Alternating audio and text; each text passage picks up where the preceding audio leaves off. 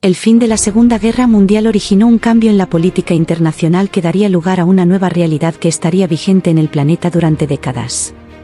La política internacional de posguerra provocaría un bipolarismo protagonizado por las dos superpotencias vencedoras ante la amenaza nazi: la URSS y los Estados Unidos.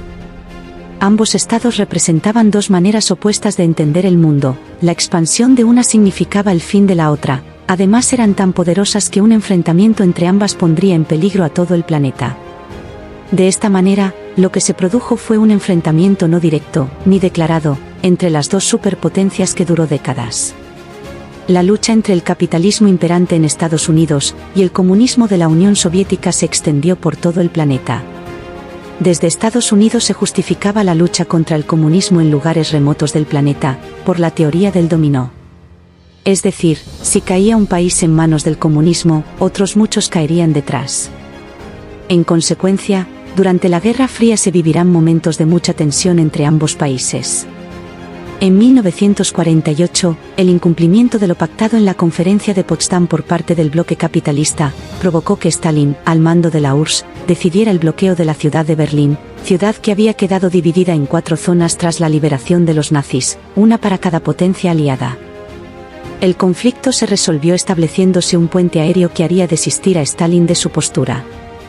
En 1949, el bloque comunista establecido fundamentalmente en Europa, crecía en Asia con la victoria en China de Mao Zedong. Los comunistas se establecían en Pekín. Pero no serían los únicos. En 1953 se establecía definitivamente una división de Corea en dos partes enfrentadas, el sur capitalista y el norte comunista. El comunismo en Asia se expandiría por Indochina, dando lugar a una guerra incruenta en los territorios de Laos, Camboya y Vietnam, donde los Estados Unidos decidieron mandar miles de soldados para detener la expansión comunista. Vietnam se convertiría en un episodio negro de la historia de los Estados Unidos, en el cual la juventud del país quedó marcada para siempre. En 1955, la URSS había creado el Pacto de Varsovia como respuesta a la creación, por parte de Estados Unidos, de la alianza militar de sus países afines, la OTAN. Estas alianzas militares consolidaban la división del mundo en dos bloques antagónicos.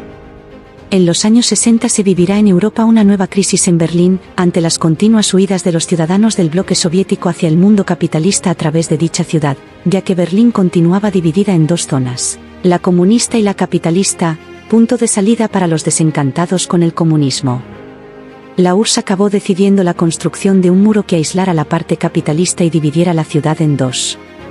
El muro de Berlín se convertía en la parte más icónica del telón de acero que dividía Europa.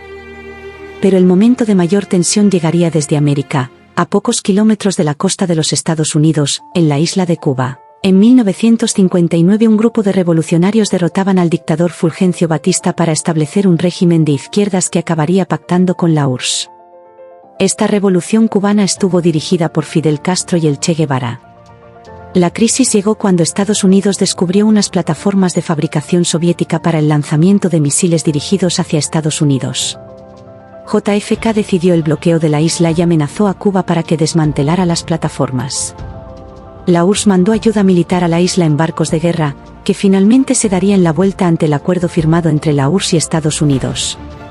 Por dicho acuerdo se desmantelaban los misiles en Cuba y en Turquía, donde Estados Unidos tenía bases con misiles. Pese a estos momentos de tensión, los 60 fueron años de coexistencia pacífica y de competencia entre las dos potencias por demostrar los avances tecnológicos de los que eran capaz, centrando su objetivo en la carrera espacial. Dicha carrera culminó con la llegada del hombre a la Luna en 1969. En los 60 y 70, desde Estados Unidos se cuestionaba esta política agresiva mediante movimientos en favor de la paz y en contra de la guerra, representado por el movimiento hippie y el Power Flower. Con la llegada de los 80 llegaría a la presidencia de la URSS Mikhail Gorbachev, un líder político carismático que jugará un papel fundamental en el final de la Guerra Fría, pues inició una política de desarme y de transparencia interna que favoreció movimientos democráticos dentro del bloque soviético, que acabarían extendiéndose y originando la separación de varios estados de la URSS. Un hecho simbólico fue la caída del muro de Berlín en 1989. El principio del fin para el telón de acero en Europa. Finalmente, en 1991 se firmaría en Malta el fin de la Guerra Fría, y la misma Unión Soviética se desintegraría ese año. Rusia abandonaba el comunismo y abrazaba el capitalismo. Pero eso es ya otra historia.